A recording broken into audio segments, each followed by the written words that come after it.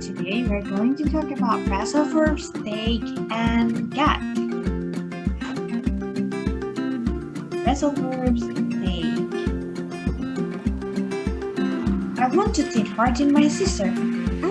It doesn't seem right. It should be I want to take care of my sister.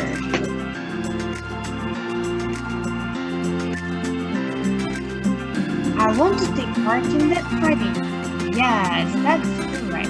The take part in is to talk about an activity. So you can say, I want to take part in that party. The competition takes up at school. That's not right again. It should be the competition takes place at school. Takes place is to talk about place. Sally takes up dancing next semester. Yes, takes up is to talk about hobby or an activity.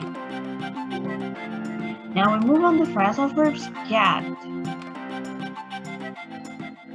He gets into the bus. It's not right. It should be he gets on the bus. Gets on is to talk about the bus. So you say he gets on the bus. He gets into the car.